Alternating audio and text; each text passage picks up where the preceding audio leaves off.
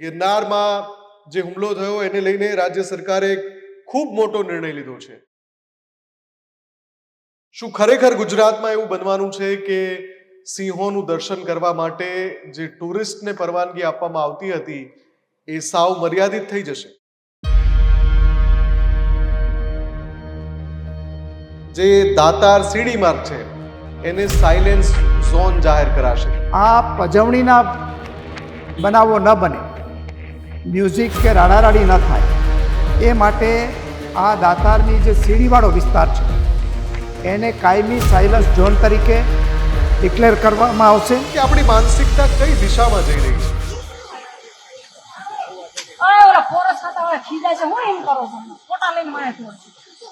કોણ આવું કરવા માટે પ્રોત્સાહન આપી રહ્યું છે?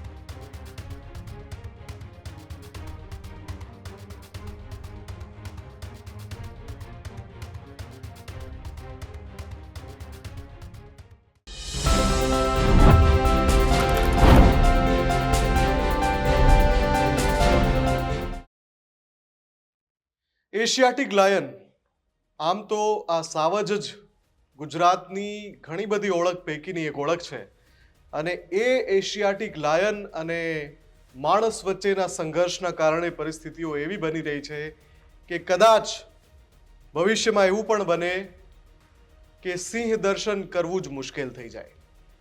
જી હા, આ ગંભીર મુદ્દો છે અને એ ગંભીર મુદ્દા ઉપર વિચારણા પણ થઈ રહી છે। એવો દાવો પણ કરવામાં આવી રહ્યો છે કે અમુક સમયે અમુક વિસ્તારમાં બિલકુલ પ્રતિબંધ લાવી દેવાય।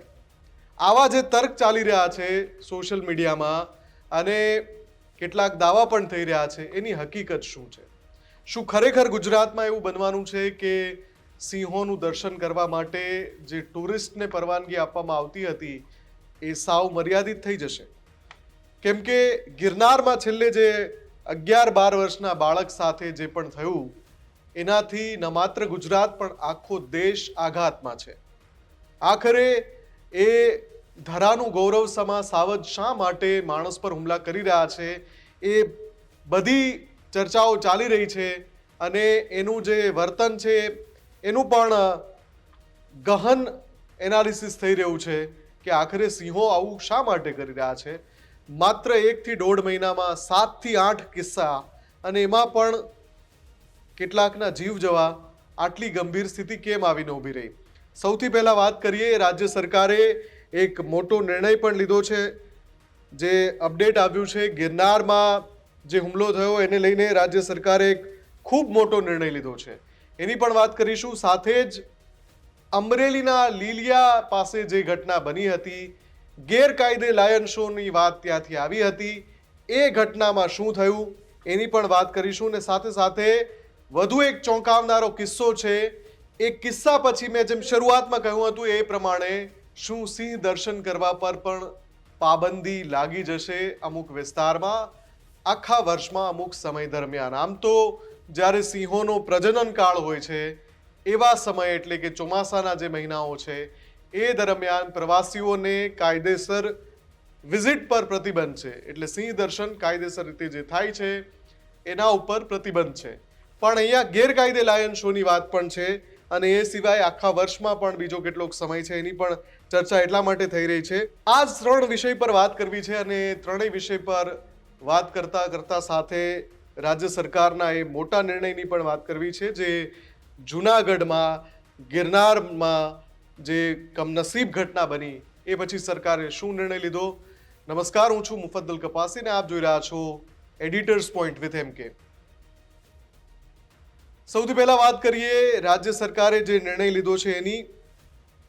ગિરનારમાં જે ઘટના બની, સિંહે હુમલો કર્યો એ પછી જે વનમંત્રી છે અર્જુન મોઢવાડિયા, એમણે જાહેરાત કરી છે કે એક 24/7 પેટ્રોલિંગ અને વોચ માટેની ટીમ બનાવાશે જે ખાસ ગિરનાર વિસ્તારમાં સક્રિય રહેશે આ ટીમમાં 25 ટ્રેકર હશે જે પેટ્રોલિંગ ને વોચ કરશે દિવસ રાત, જેથી કરીને સિંહ અને માણસ વચ્ચે ઘર્ષણની ઘટના ન બને. આની સાથે સાથે એમણે કહ્યું કે ગિરનાર અને જે દાતાર સીડી માર્ગ છે એને સાયલેન્સ ઝોન જાહેર કરાશે. તમે સમજો આ બધા નિર્ણયો લેવા પડી રહ્યા છે. હવે જ્યારે આ નિર્ણય લેવાય છે તો એની અસરો પણ સમજવી પડશે. સાયલેન્સ ઝોન થશે એટલે ઘણી બધી પ્રવૃત્તિઓ ત્યાં પ્રતિબંધિત થઈ જશે. તમે વિચારો કેટલાક ટીખળખોરો એવી પરિસ્થિતિ પેદા કરે જેના કારણે માણસ અને સિંહ વચ્ચે ઘર્ષણ પેદા થાય, પછી ના છૂટકે સરકારને આકરા નિર્ણય લેવા પડે. ગિરનાર આખો જો સાયલેન્સ ઝોન જાહેર કરી દેવાય તો પછી તમે વિચારો કે ત્યાં ઘણી બધી વાણિજ્યિક પ્રવૃત્તિઓ પણ રોકાઈ જશે. એ બધા જે ત્યાંથી રોજગારી મેળવી રહ્યા છે એમનો શું વાંક? પણ સરકાર જ્યારે નિર્ણય લે છે ત્યારે પછી જુનાગઢ કલેક્ટરની અધ્યક્ષતામાં એસઓપી બનશે, જેના આધારે આ બધા સુરક્ષા માટેના નવા નિયમો લાગુ કરાશે. આની સાથે સાથે થર્મલ ડ્રોનથી પણ વોચ રાખવાનો નિર્ણય લેવાયો છે, એટલે કે હવે જ્યાં સિંહ અથવા તો સિંહનો આખું પરિવાર છે ત્યાં થર્મલ ડ્રોનથી નજર રાખવામાં આવશે. જે આ દાતારના આખી સીડી વિસ્તાર છે એમાં 25 જેટલા નવા ટ્રેકરોની નિમણૂક કરીને સુરક્ષા વધારવાનું અને જે સંવેદનશીલ વિસ્તાર છે ત્યાં એક કાયમી ચેકપોસ્ટનું નિર્માણ કરવાનું અને આ યાત્રાળુઓ છે એ યાત્રાળુઓની અવરજવર બાબતે અને એની સંખ્યા બાબતે સંબંધિત વિભાગના અધિકારીઓ, ત્યાંના જનપ્રતિનિધિઓ એમને સાથે રાખીને એક સ્ટાન્ડર્ડ ઓપરેશન પ્રોસિજર નક્કી કરવાનું પણ આ મિટિંગમાં નક્કી કરવામાં આવ્યું છે. એ ઉપરાંત આ પજવણીના બનાવો ન બને, મ્યુઝિક કે રાડારાડી ન થાય એ માટે આ દાતારની જે સીડીવાળો વિસ્તાર છે એને કાયમી સાયલન્સ ઝોન તરીકે ડિક્લેર કરવામાં આવશે અને આ જે સતત એના વન્ય પ્રાણીઓ પર નજર રાખવા માટે એક ડ્રોનની પણ વ્યવસ્થા કરીને એનું મોનિટરિંગ કરવામાં આવશે અને યાત્રાળુઓને પણ જાગૃત રહેવા માટે એક જાગૃતિ અભિયાન પણ ચલાવવામાં આવશે. હવે આ તો થઈ રાજ્ય સરકારની જે કામગીરી છે, ભૂપેન્દ્રભાઈ પટેલનો જે નિર્ણય છે એની પણ ચોંકાવનારી ઘટનાઓ બનવાનું અટકતું નથી ને એટલે જ સિંહોના હુમલાને લઈને જે સવાલો ઉઠી રહ્યા છે બહુ સ્વાભાવિક છે. હવે એક વિડીયો જુઓ, તમને બતાવું. એ વિડીયો ઝૂમાં વાઘ તો ગુજરાતમાં ક્યાંક મધ્ય ગુજરાતના જંગલોમાં દેખાયા હતા અગાઉ એકાદ, પણ વાઘનો કાયમી વસવાટ નથી આપણે ત્યાં. એ આપણે ત્યાં મોટા ભાગે પ્રાણી સંગ્રહાલયમાં જોવા મળે છે. પણ જે માનસિકતા છે એ સૌથી ચોંકાવનારો વિષય છે કે આપણી માનસિકતા કઈ દિશામાં જઈ રહી છે. વાઘ સાથે બનેલી આ ઘટનાના દ્રશ્યો જુઓ, જ્યાં વાઘ જોવા ગયા. સિંહ અને વાઘ આ રાની પશુ કહેવાય છે. એનાથી એક નિયત અંતરે ઊભા રહીને જેને જોવા જોઈએ, ભલે એ પાંજરામાં કેદ છે તો પણ એ ખૂબ જ આક્રમક હોય છે, એ નુકસાન પહોંચાડી શકે છે. આંતરરાષ્ટ્રીય ઘટનાઓમાં આપણે જોયું છે ઘણા બધા ઝૂમાં કે પ્રાણી સંગ્રહાલયમાં સિંહ કે વાઘના પાંજરા પાસે આવી ઘટનાઓ બની ચૂકી છે. એટલે આ પ્રકારના લોકો દરેક જગ્યાએ જોવા મળે છે, પણ આવી ઘટનાઓ બને છે કેમ? હવે પૈસા વસૂલ, હાલો પૈસા વસૂલ. આવ્યો જો. ઓય ઓલા ફોરેસ્ટ ખાતા વાળા ખીજાય છે, હું એમ કરો છો? ફોટા લઈને મારે છું.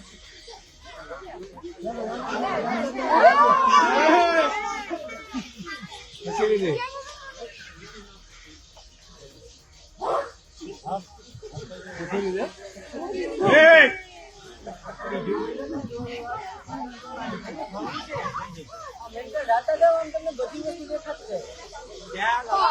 જો આમ તો કપડું જાય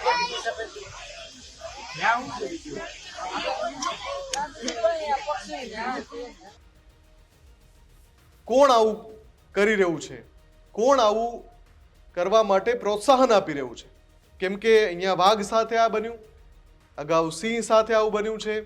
જ્યારે અમરેલીના લીલિયામાં 21 વર્ષના એ યુવાનને કથિત રીતે જે ગેરકાયદે લાયન શોના કારણે એનું મૃત્યુ થયું, જેમાં સિંહે હુમલો કરી દીધો. દાવો એવો કરવામાં આવી રહ્યો છે કે ગેરકાયદે સિંહ દર્શન માટે ગયા હતા અને ત્યાં પછી આ દુર્ઘટના બની. એ પૈકી જે 2 એની સાથે યુવાન હતા, 3 જણા હતા, એમાં જે 2 યુવાન સાથે હતા એ હજુ પણ પોલીસ કસ્ટડીમાં છે. અને એ પૈકી જે એક યુવાન છે યશરાજસિંહ, એનો એક્સક્લુઝિવ રિપોર્ટ પણ મેં દર્શાવ્યો હતો કે કઈ રીતે યશરાજસિંહ પોતાના ઇન્સ્ટાગ્રામ આઈડી પર એવી રીલ બનાવે છે જ્યાં એ સિંહની પજવણી કરતા હોય, સિંહની આંખમાં ટોર્ચ મારવી, લાઇટનો શેડો મારવો, એમાં એ ગૌરવ અનુભવતા હોય એ રીતની એણે રીલ બનાવીને મૂકી હતી, જાણે કોઈ મોટું કામ કર્યું છે એ રીતનું. અને એ જ વ્યક્તિ પર પછી આરોપ લાગે છે ગેરકાયદે સિંહ દર્શનના. એક્સક્લુઝિવ જે રિપોર્ટ હતો એના અંશ જોઈ લો પહેલા. તમે જોઈ લો સ્પષ્ટપણે. એકાઉન્ટનું નામ છે ઇટ્સ યશરાજસિંહ 1 અને આ 20 અઠવાડિયા પહેલા આ રીલ મૂકી છે. સિંહ આવે છે, એને આકલા પડકારા કરીને એના ઉપર ટોચ મારવામાં આવે છે. ફરીથી બતાવું તમને. અને પછી એની આંખોમાં, જ્યારે આ સિંહની આંખોમાં આવી રીતે ટોર્ચ મારવી, એ સિંહોની પજવણી છે, ગેરકાયદે લાયન શોનો આ હિસ્સો છે. અને આ ભાઈ એની પોસ્ટ બનાવીને રીલ બનાવીને મૂકતા હતા. તો અહીંયા સ્પષ્ટ થાય છે કે આ પ્રકારની ભૂલો આપણા દ્વારા થઈ રહી છે. જુનાગઢમાં પણ તમને યાદ હશે કે એક વ્યક્તિ સામે આવીને એવું કહે છે કે અહીંયા સિંહ હતો એ સમયે. કેટલાક લોકો હાકલા પડકારા કરતા હતા, કેટલાક લોકો બૂમ બરાડા પાડતા હતા અને કેટલાક લોકો લાઇટનો શેડો એટલે ટોર્ચ એના આંખ પર મારતા હતા. એવી પણ એક રીલ અપલોડ થઈ હતી જે મેં ન્યૂઝરૂમના માધ્યમથી બતાવી હતી. એ પણ તમે જોઈ શકો છો કે કઈ રીતે જુનાગઢમાં પણ દાવો થઈ રહ્યો છે કે આવું કંઈક પહેલા થયું હતું. ટીખળ કોઈએ કરી હતી, કરે કોઈ અને ભરે કોઈ, એ ઘટના જુનાગઢમાં પણ બની હતી. એનો અંશ પહેલા જોઈ લો. તો ગુજરાતની સાથે આખા દેશમાં જે ચર્ચાનો વિષય છે કે આખરે એવું તો શું થયું છે કે ગુજરાતના જે સિંહ છે, એશિયાટિક લાયન જે છે, એ અચાનક માણસો પર હુમલા કેમ કરવા લાગ્યા છે? જુનાગઢમાં ગિરનાર પર્વત પર જે ઘટના બની, 11 થી 12 વર્ષના માસૂમ બાળકને સિંહ ખેંચીને લઈ ગયો, એ પછી આખો વિષય ખૂબ જ ગંભીર એટલા માટે બની ગયો છે કે એકલ દોકલ ઘટના નહીં, એક અસંખ્ય ઘટનાઓ એવી બની રહી છે જેમાં સિંહ અને માણસ વચ્ચેના એન્કાઉન્ટરમાં માણસના મોત થઈ રહ્યા છે. સિંહને માનવભક્ષી કહેવામાં આવી રહ્યા છે. આ વિષય ઉપર ચર્ચાઓ છેડાઈ ગઈ છે. ત્યારે ઇન્સ્ટાગ્રામ પર DT કેપ્ચર્સ કરીને આ એકાઉન્ટ છે જેમાં ગિરનાર લાયન સ્પોટેડ કરીને 18 કલાક પહેલાં અપલોડ કરેલો આ વિડીયો છે, રીલ છે. અહીંયા ગિરનાર લખ્યું છે ને અહીંયા તમને આ જ ફ્રેમમાં દેખાય છે કે એક શ્રદ્ધાળુ પસાર થયા અને સામે જે સિંહ બેઠો છે, અહીંયા જોઈ લો તમે, સિંહ ઊભો છે લગભગ, એના ચહેરા ઉપર ટોર્ચ મારવામાં આવી રહી છે. આ જે વિડીયો છે એ ગિરનારનો છે, રીલ ગિરનારની છે એવું કન્ફર્મ કરવા માટે બનાવનાર વ્યક્તિએ ગિરનાર ઉપરથી વહેલી સવારે જે જુનાગઢ દેખાય છે એ પણ એમાં કેપ્ચર કર્યું છે. અહીંયા જુઓ તમે ફરી એકવાર, આ સિંહ છે, અહીંથી આ શ્રદ્ધાળુ નીકળ્યા અને અહીંયા જુઓ આની ઉપર શેડો મારવામાં આવી રહ્યો છે. અહીંયા કોઈ પણ વ્યક્તિ જે છે ટોર્ચની લાઇટ એના પર ફેંકી રહ્યું છે.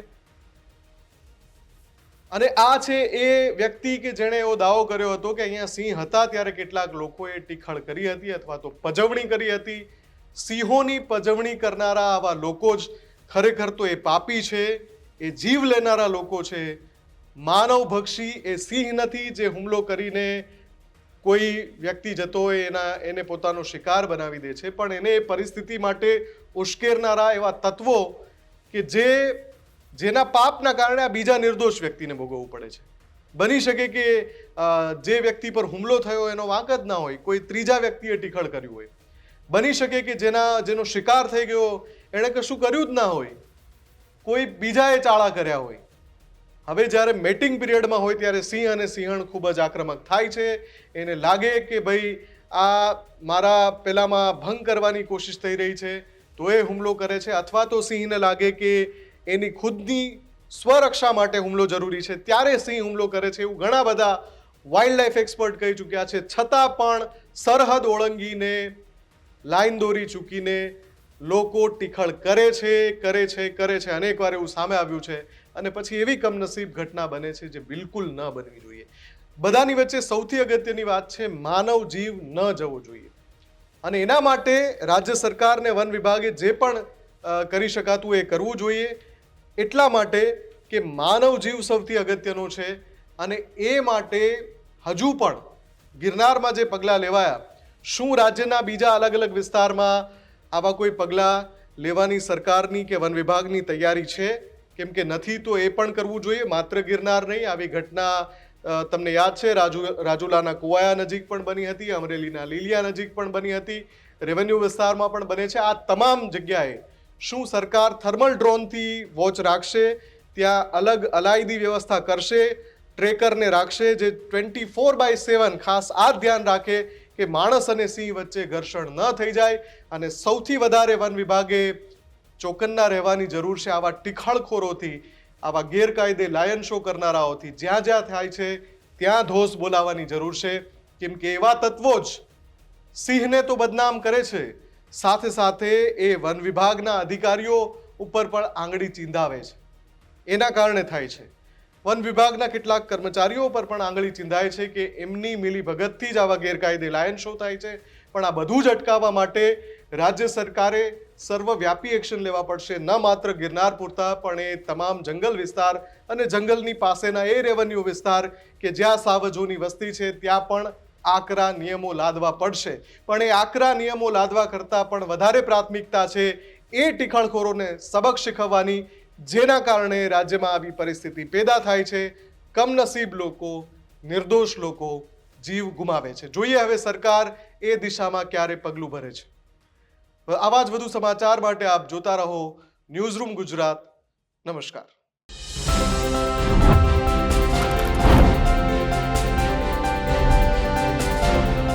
ખેડૂત ભાઈઓ છે ખેતરમાં ડ્રોન ઉડાવતા હોય છે ત્યારે આપણે એક પ્રશ્ન સતાવતો હોય છે કે જે આપણે અત્યાર સુધી જીપીએસ ટેકનોલોજીવાળા ડ્રોન વાપર્યા છે, જેથી કરીને મોબાઈલ ટાવર છે અથવા તો હાઈ ટેન્શન લાઇન પસાર થતી હોય, કોઈ વૃક્ષો હોય, ત્યારે જે જીપીએસ ટેકનોલોજીવાળા ડ્રોન છે એમાં ટકરાય અને ટ્રેસ થાય છે. પણ એગ્રીઓન લાવ્યું છે GNSS ટેકનોલોજી ડ્રોન, જેથી કરીને એ ડ્રોન છે એ કોઈ જગ્યાએ ટકરાય નહીં, પોતાની રીતે જ ડિસિઝન લે છે અને મૂવ થઈ જાય છે, જેથી કરીને GNSS ટેકનોલોજી ડ્રોન છે એ વાપરવાનો આગ્રહ રાખો.